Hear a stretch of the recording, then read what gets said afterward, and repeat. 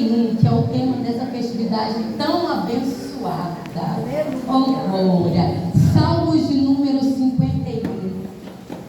Irmãos, eu não estou preocupado com o som não, hein? Amém, glória a Deus. Para quem pregou 2 anos em Pirinópolis, no relento, no meio do mato, só com o gogó, não é som que para para ministrar.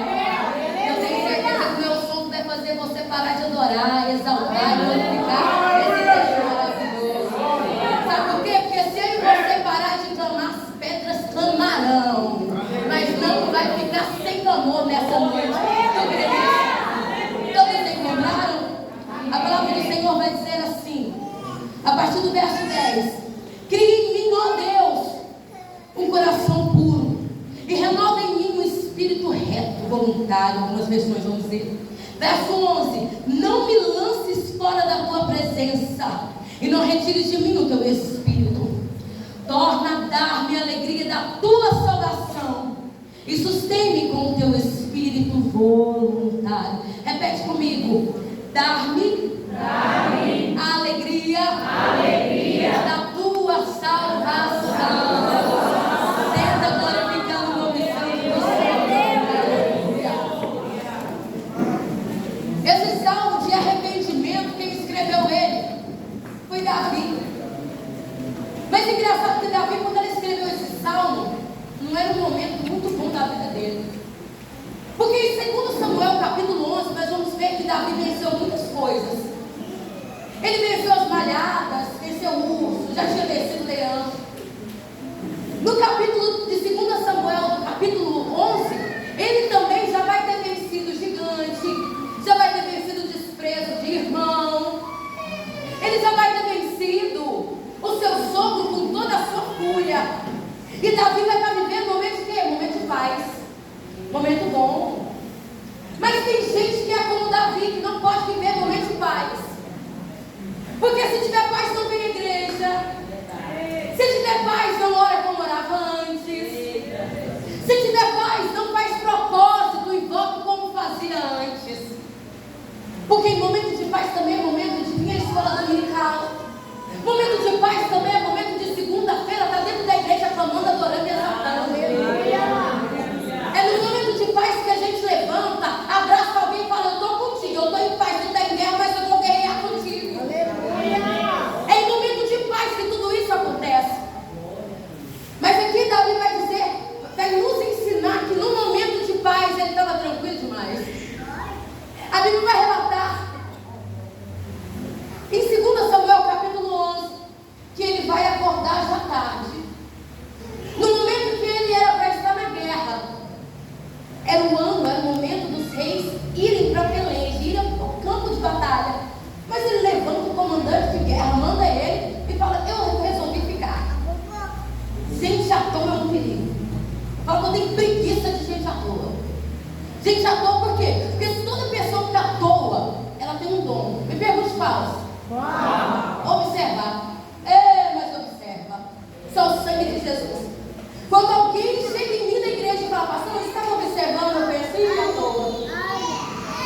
Na hora eu falo: ih, à toa.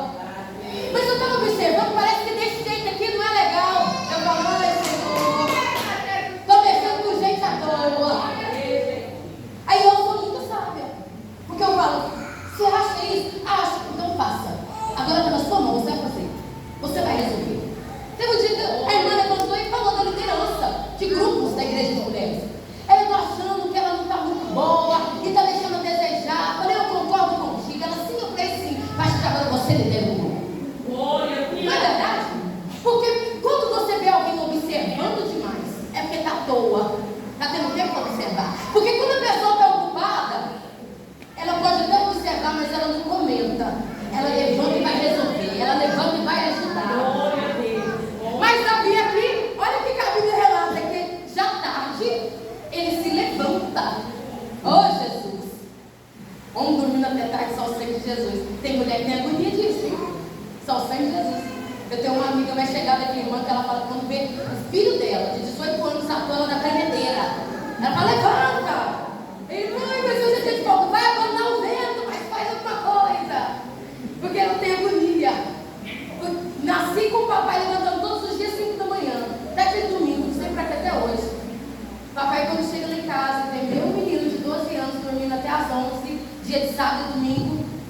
vai morrer.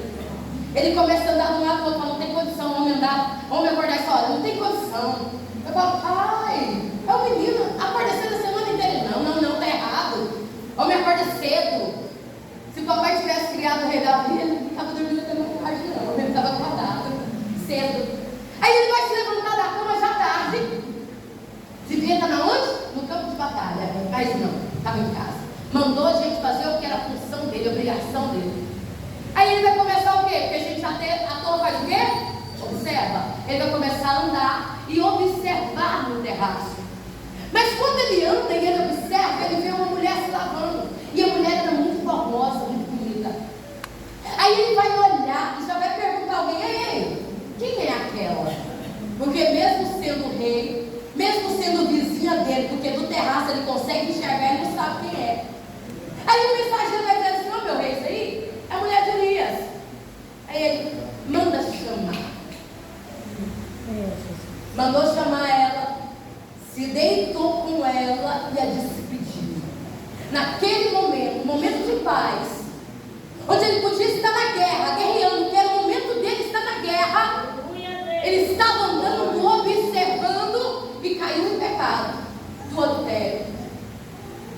Ele achou que ia ficar tudo do mesmo jeito, tudo tranquilo, pecou, ninguém viu, ninguém reparou, ninguém observou, ela não vai contar.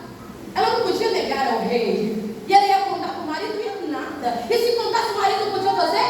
Nada. Ele usou naquele dia de abuso de poder sobre ela, mas dispensou ela. Tempos depois, vem ela no recado, ela fala com ele, eu sou grávida. Aí, em vez dele rasgar o seu coração e falar do pecado que cometeu, não. Ele vai tentar consertar as coisas. Porque não tem nada que está oculto que Deus não faça vir ser a descoberta. Um dia eu fui ministrar numa igreja e eu estava sentada sobre o altar, olhando a Bíblia no trono. E de repente uma irmã pediu para dar um testemunho. E ela começou a falar que o marido tinha falecido.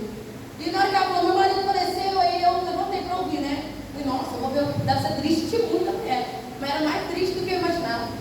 E ela falou assim, meu marido faleceu. Depois que meu marido faleceu, deu um problema no útero, eu tive que tirar o útero. E na igreja, eu tinha funções dentro da igreja. E essa função, eu pensei, nossa gente, nem o luto fez ela parar, nem a enfermidade. Comecei a olhar aquela mulher e falei assim, mas aí, um irmão, um obreiro que era casado, eu me apaixonei por ele e nós dois deitamos juntos. Aí eu regalei o olho assim, pensei, gente, essa mulher é crente demais, de testemunhar isso. Ela falou assim, que foi embora e achou que ninguém ia saber de nada. Ela falou que o maior medo dela era só levantar um profeta e revelar dentro da igreja. Mas ela falou assim, que foi passando o tempo, foi passando mal, foi sentindo enjoo, pastorinha. Que ela foi no médico, chegou lá e falou assim, você está grávida. Ela falou, vou processar o hospital porque eu não tenho útero. Não tem como eu engravidar. Aí o médico falou assim para ela, mas aí tem um problema, não está no útero, está nas trompas. A sua gestação está na trompa. Você vai querer interromper? É de risco. Ela disse, não, eu estou carregando, sabe o que é a verdade do meu pecado. E no dia ela testemunhou, mostrando o bebê dela. Ela está aqui o meu bebê, fruto de pecado, que eu achei que não ia ser descoberto, mas foi. Eu falei, gente, que mulher crente. Sabe por que ela foi crente? Que ela podia guardar para ela, mas não lotado. Se não tivesse mais lotado o quê? Ela resolveu confessar. Ela resolveu advertir gente que estava fazendo coisa, achando que estava escondido. E no final ainda ela decretou, cuidado com você, que acha que está fazendo escondido e não vai ter descoberta. Eita, essa é crente. Peca, levanta, mas o pecado dela vira testemunho para outros. Davi achou, foi como ela, achou que ninguém ia saber. Não, está grávida? Vou resolver, manda chamar o marido dela. Fala que eu dei um presente para ele e eu quero.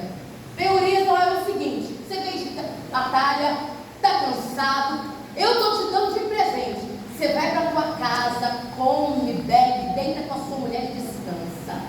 Mas Urias era um homem tão íntegro, aleluia, tão leal.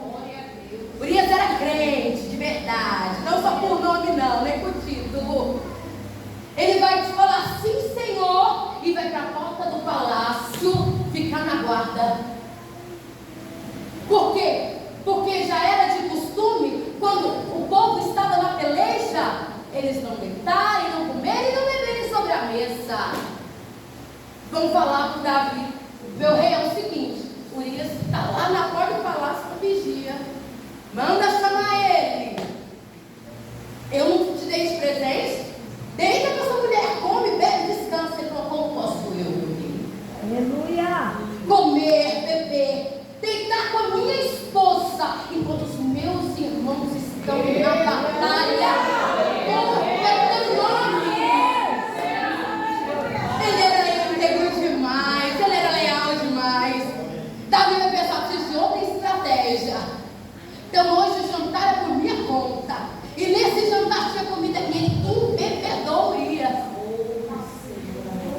Imagina, só bebe mais um pouco. Só mais uma taça. Aí tem um ditado por aí que vai falar: saideira. Vamos tomar saideira. E ele sai logo, trocando as pernas, embriagado. Aí Davi fala: vai se deitar com sua esposa, vai descansar. Mas sabe para onde ele vai? Para a porta do palácio. Porque estava embriagado, mas sabia da integridade que ele tinha. Sabia da lealdade que ele tinha. Olha, ele desesperou, foi chegar no ouvido dele. Meu rei, embriagado, está lá quase caindo, dormindo com o servo, mas não foi para casa. Ele vai falar: então eu tive uma estratégia. Manda ele para frente do campo de batalha para que ele morra. E assim fez. Porque o pecado, ele é assim. Um abismo, ele chama outro. Não adianta achar que você vai dar um pecadinho e vai ficar naquele. Não, aquilo lá vai virando, vai virando, vai virando. Na hora que você vê, você está lambuzada no pecado. Porque coisinhas pequenas levam a pecados grandes. Não é verdade? Porque às vezes um pecado grande você evita, mas porque as pedras grandes, elas não nos machucam. Mas as pequenas arrancam a cabeça da gente, a gente manca, cai, arranca a cabeça do dedo, a unha. É as pequenas que nos faz mancar. As grandes você enxerga e sai. Assim é o pecado. São pecados pequenininhos que fazem com que nos atolamos nos grandes. E assim aconteceu. Mandaram recado: meu rei, o que mandou serviço feito, está tudo pronto. Aí o bonzão, bonitão, vai se levantar e vai dizer assim: nosso guerreiro morreu, mas eu quero a esposa dele. Eu vou assumir ela para não ficar desamparada. Oh, homem bom, oh, meu amigo. Ele achou que ele estava terminado. Ele achou que ele estava acabado, fim do pecado. Mas não. Deus vai ao profeta Natan e fala: vai visitar o rei. Ei, gente, coisa difícil é ser profeta. Profeta não é para covarde, não. E eu falo que para ser profeta não é nem para gente normal, tem que ser doido. Porque quando o Senhor nos manda falar, Ele não olha classe social, Ele não olha tamanho, Ele não olha dinheiro, não. Ele dá o recado e manda a gente entregar. E a obrigação do profeta é o quê? Obedecer e falar. Agora o recado é para quem? Para o rei. Imagina só Natan pensando: eu preciso de uma estratégia.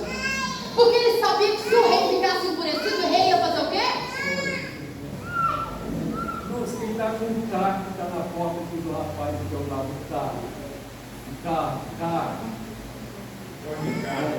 O forte de carro na porta do O vizinho. gentileza está pedindo lá para tirar, vai encostar um ônibus lá. Faz esse favor para nós. Deus abençoe. Agora imagina só, ele pensando: eu preciso de uma estratégia. A estratégia é para quê? Para passar o recado para o rei. Porque ele pode ficar enfurecido, pode não. Aí ele vai chegar de mansinho e vai falar assim: meu rei, estou precisando de um julgamento seu. Aí ele receptivo com o profeta, claro, a função dele de rei.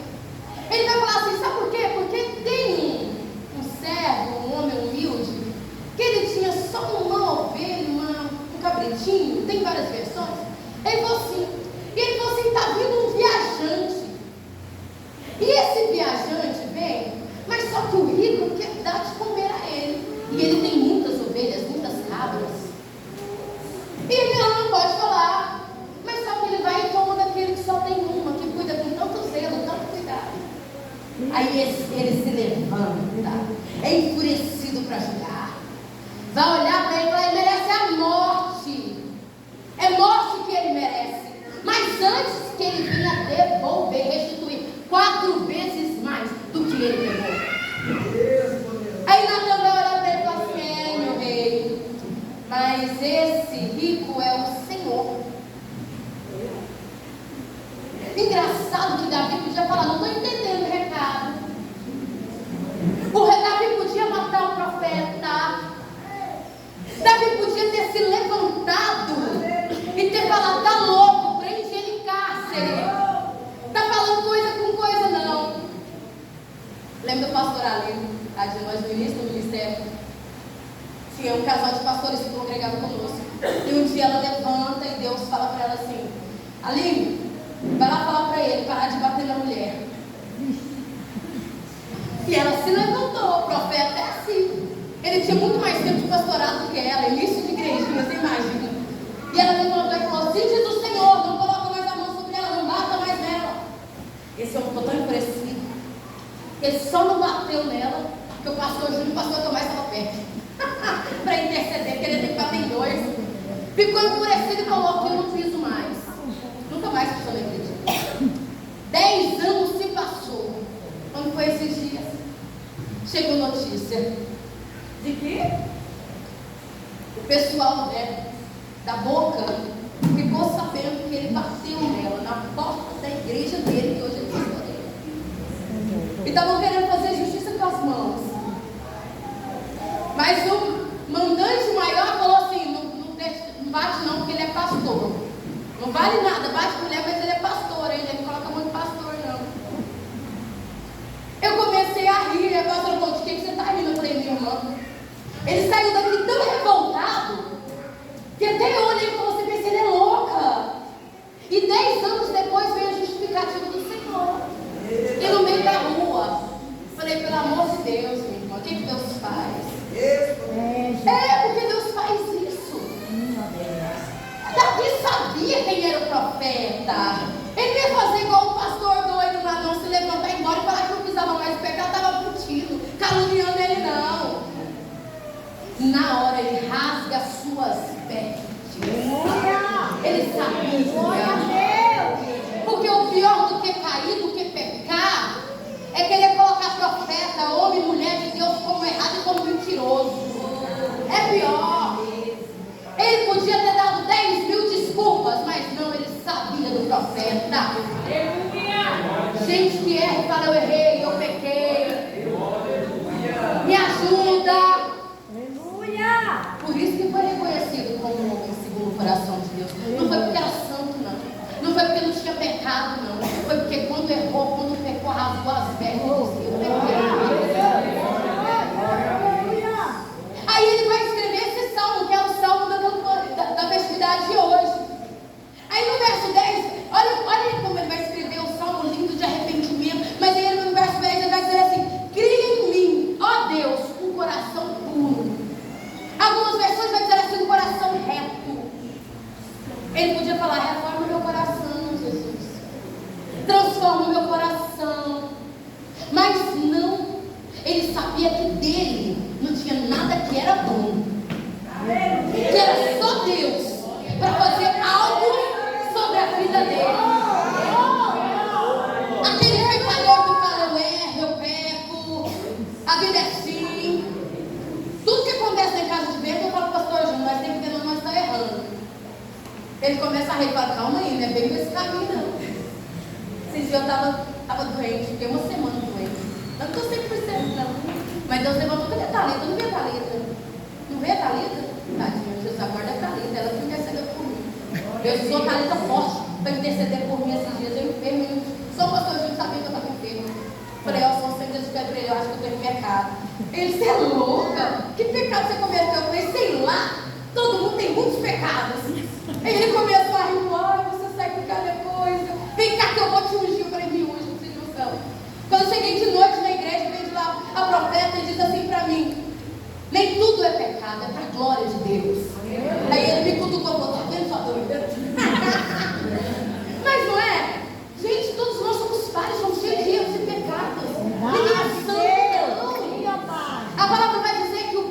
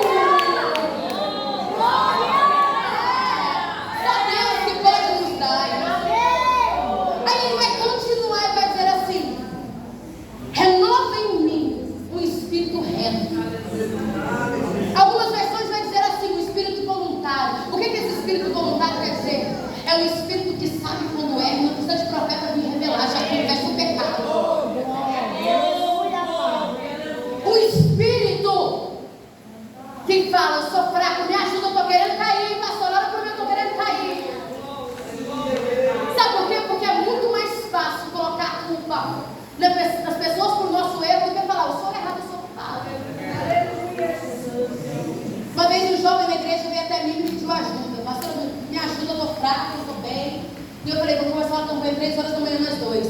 Ele falou, glória a Deus, ele saiu. Passado um tempo, ele se desviou, se revoltou. Eu falei, ai, Deus, estou na tua mão.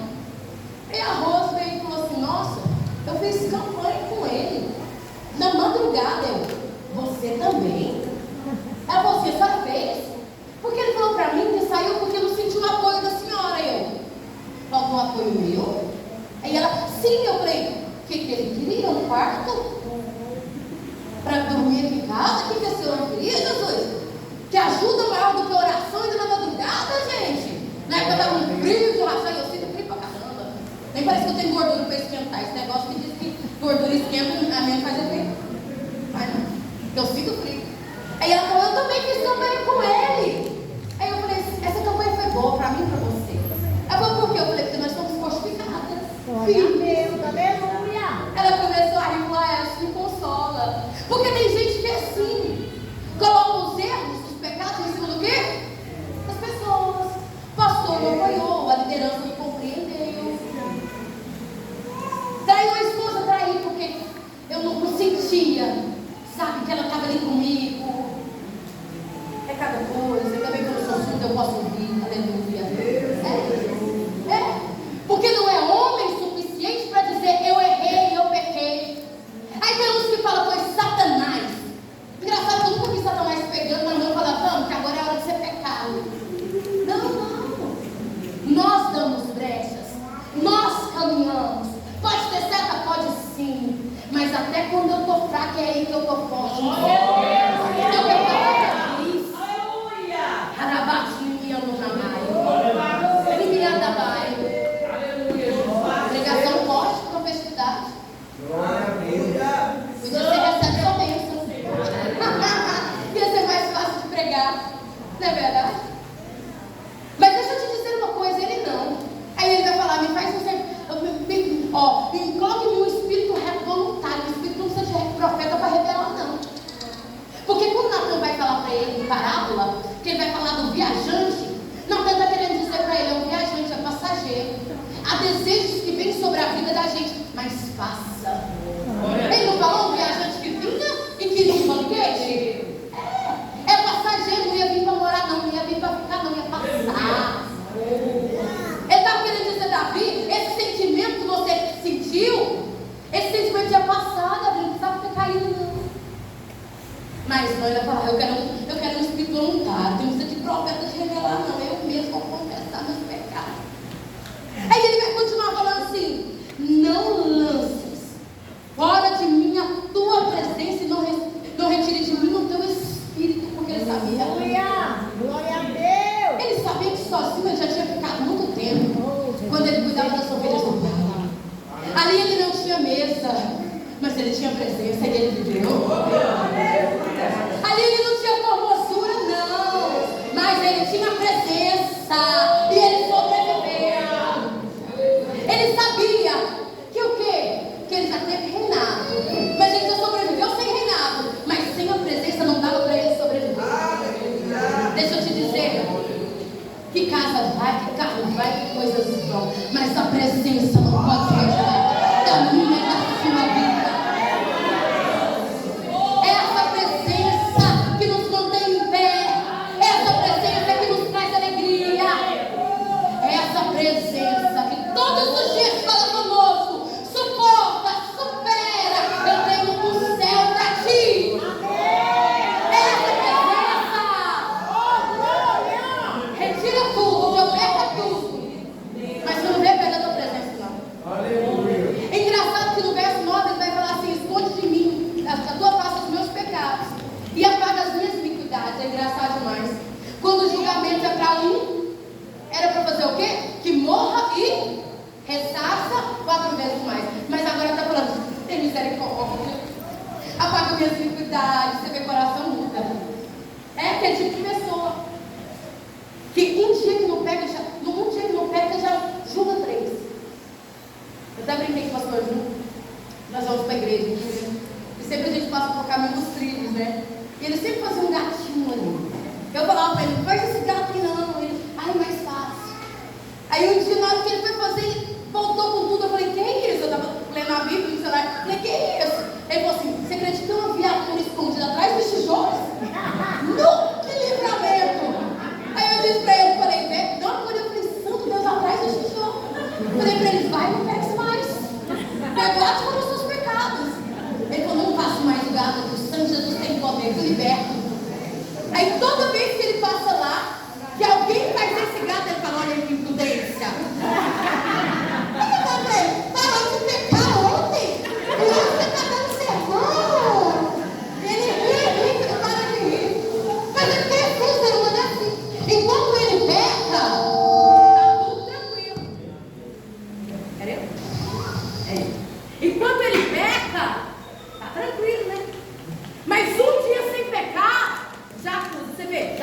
ele tem que morrer e tem que ressarcir 4 vezes mais. Mas na hora dele pedir ao Senhor, ele vai falar: afasta da tua face as minhas iniquidades, Deus. Apaga as minhas iniquidades. Porque é assim. Mas nós esquecemos que não é 2 pesos e 2 medidas.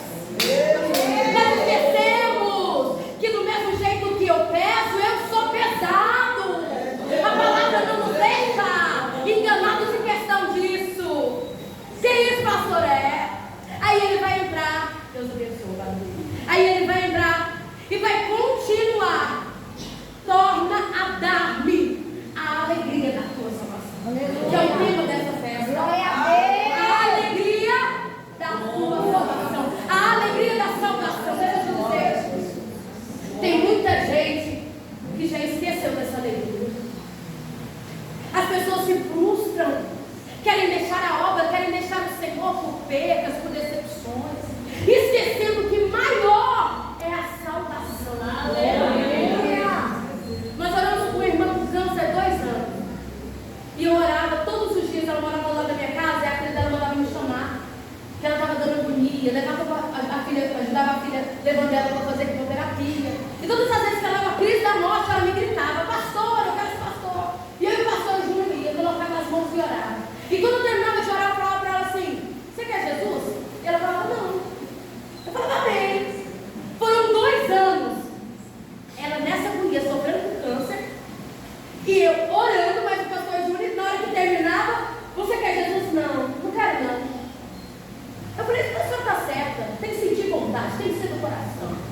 Eu ia embora, o pastor Júnior falava: só o Senhor Jesus para Deus salvar essa alma.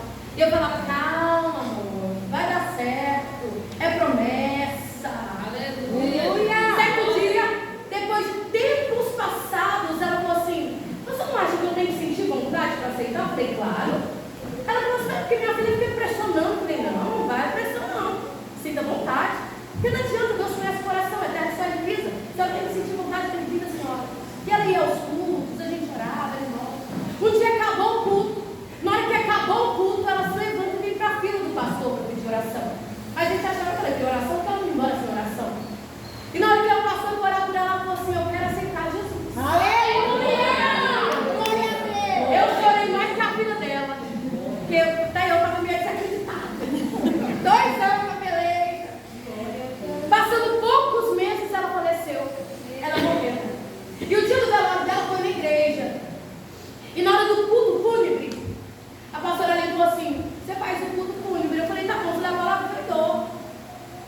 Aí na hora que eu peguei o microfone, eu falei assim: hoje meu coração se transborda de alegria.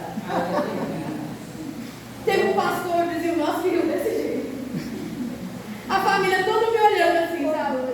Ficou regalado, porque isso é coisa de crente. Só crente que entende. Eu falei: eu não tenho palavras para de gratidão ao Senhor. Por um dia chamado hoje, por esse momento. O cartão aqui. Aí todo mundo olhando. Eu falei: sabe por quê?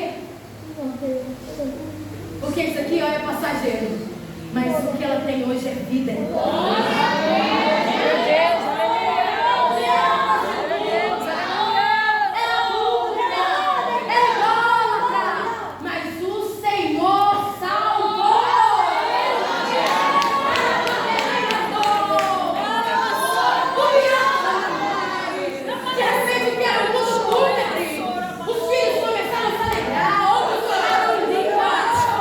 E ele ainda diz: ó, você, se tem muita gente falando que você não tem mais jeito,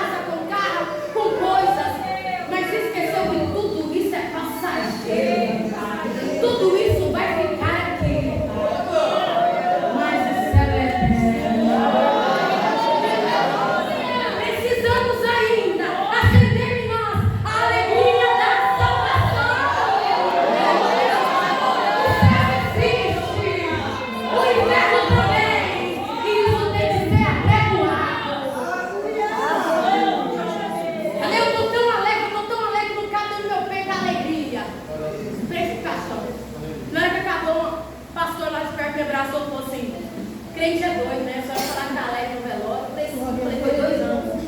Depois 2 anos oferecendo Jesus, ela negando meu Jesus. Falei, mas meu Jesus foi tão maravilhoso que quando ela disse sim, ele recolheu pra ela. É a alegria da salvação. Meu pai tem um problema de coração. Nunca orei para ele ser curado. Minha mãe, nossa, seu pai tá ruim, Deus está fazendo a obra, mamãe. A pastora falou, você orou para o papai ser curado? Não, para que ele seja salvo. O que adianta ter o coração 100% perfeito e perder a salvação? O que importa é a salvação, porque esse tudo vai passar, mas a vida é eterna. A vida é eterna. Sabe o que eu lembro? Eu lembro de Estevão. Olha Estevão, ministrando a palavra, pregando a palavra, e gente se levantando contra Estevão para ele calar. Mas Estevão não temia, Estevão não parava de caracronar e chorabai. Sabe por quê? Porque Estevão sabia que o que preparava ele, que esperava ele era bem mais. Um dia reúne e começa a apedrejar Estevão. Taca-lhe pedra. E Estevão olhando para o céu. De repente a Bíblia relata que ele vê os céus abertos. Aleluia. Oh, Jesus. Chegou apedrejado. Ele não estava vendo pedra. Ele não estava vendo humilhação. Ele não estava vendo sofrimento. Não. Ele estava olhando, ele estava vendo os céus abertos. Aí ele ajoelha. Ele já cai olhando os céus abertos. Ele imagina os céus sorrindo. Porque ele sabia. Ele tinha alegria da salvação. Aí ele vai dizer assim, eu estou vendo os céus abertos. Aleluia. E Jesus à direita do Pai. Porque a Bíblia relata que quando isso aconteceu, Jesus estava sentado no trono, mas ele se levanta. Ele se levanta para festejar. Atirando pedra para matar. Atirando pedra para matar. E Estevão, ele tinha alegria da salvação. Eu estou vendo céu aberto. Que humilhação e graça pública. E Estevão, eu estou vendo céu aberto. Direita do Pai, feliz, deu o último suspiro e adormeceu nos braços do Senhor. Ele podia chorar, ele poderia ter gritado, mas ele tinha alegria da salvação.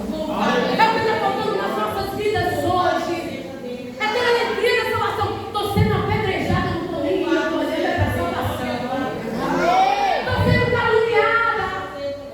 Eu estou vendo o que é a salvação, qual é a alegria da salvação. É a alegria de salvação. Apóstolo Paulo certa vez preso. Ele estava preso. E de repente o povo desesperado, porque eles foram presos por quê? Pregando a palavra. Engraçado porque ele estava lá, vendo Estevão. Mas aquele encontro nunca mais foi o mesmo na vida de apóstolo Paulo. Chegou a hora dele ser perseguido, porque pregava a palavra. Imagina só ele sentado no cárcere pregando. Aí imagina só o povo falando, você sabe que você vai morrer, Paulo. Nós vamos morrer. É o momento de nós morrer. Tem medo, imagina uns falando assim para ele. Nossa, estou com medo. Será que vai ser a morte? A sua, Paulo, dizem que tu é romano? Tu está melhor do que nós, porque o romano era dissipado, porque dizem que a morte era com honra, era menos dor. Mas nós vamos ser crucificados, Paulo. Paulo vai olhar para eles, imagina só, lá em 2 Coríntios ele vai dizer assim, pois os nossos sofrimentos leves, oh Jesus, estava sendo perseguido, caluniado, estava na prisão, e ele vai dizer assim, em 2 Coríntios 4:17, pois os nossos sofrimentos leves e momentâneos estão produzindo para nós uma glória eterna, que pesa mais do que todos os nossos problemas. Aí ele vai dizer assim fixamos os olhos naquilo que não se vê. Porque o que se vê é transitório, é passageiro, mas o que não se vê, isso é eterno.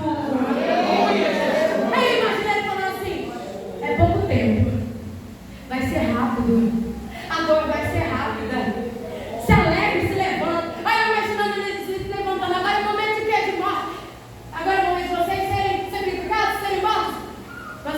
leves. É a alegria da salvação muito grande. O sofrimento leve é momentâneo, porque nós temos que crer naquilo que nós não vemos. Mas hoje em dia vivemos numa igreja que quer ter recompensa vista, recompensa na hora. Para ter uma equipe de louvor dentro das igrejas hoje em dia, tem que ter salário, tem que ter contrato. Não existe levita mais, a maioria dos levitas agora tem salário. Não é voluntário, não. Pastor, se não tiver salário, tem pastores que se não tiver salário, não pastoreiam mais. Eu já vi pastor olhando para o marido e falando assim: deixa essa igreja, você tem que trabalhar, o salário dessa igreja não nos sustenta. Eu pensei: Senhor, cadê a visão da salvação, da recompensa eterna? Aleluia! Está faltando. Hoje no meio das igrejas tem uma passagem para crente, não é passagem para, não é pregação para descrente, não é para crente. Aleluia! Nas igrejas hoje em dia eles contratam empresas para limpar, porque hoje em dia não tem coração voluntário, são poucos os corações voluntários. Mas eu creio numa geração que Deus está levando. Eu creio nessa geração que aqui hoje. Que pressa, não pelo que vê, mas pelo que não vê. Eterno. Olha João e Apocalipse. João vai ter a visão. Ele está lá e começa a ter a visão. Como vai ser? De tudo. Aí no capítulo 5, a Bíblia vai dizer assim, que ele vê o livro e os 7 selos, ele começa a chorar. João tendo visão dos céus e chorando. Aí o ancião vai se levantar e vai ao encontro de João. E o João vai falar assim: eu estou chorando porque não tem ninguém para abrir o livro que é digno, depois desatar os 7 selos. Pois o ancião se levanta e fala: não chore. Aí no capítulo 21 vai dizer assim: que lá Deus julgará todas as